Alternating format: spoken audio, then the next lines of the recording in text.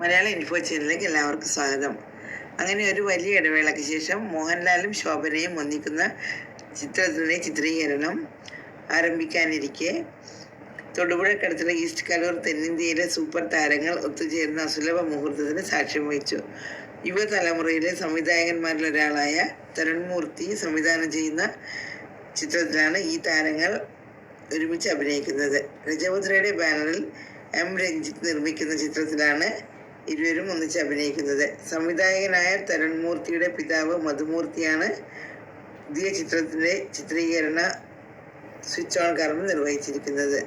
Avanthika Ranjith first ക്ലാപ്പും നൽകിയ ഈ ചിത്രത്തിൻ്റെ ഒരു സാധാരണക്കാരനായ ഷൺമുഖം എന്ന പേരുള്ള ഒരു ടാക്സി ഡ്രൈവറായിട്ടാണ് മോഹൻലാൽ അഭിനയിക്കുന്നത്.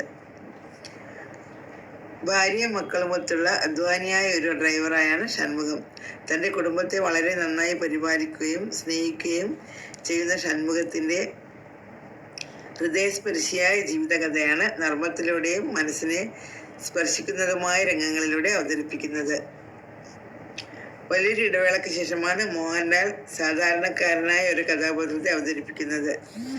ഫർഹാൻ ഫാസിൽ, മണിയൻപിള്ള രാജു, വിനു പപ്പു എന്നിവരും ഇവരെ കൂടാതെ പുതുമുഖങ്ങളും ഇതിൽ അഭിനയിക്കുന്നുണ്ട്.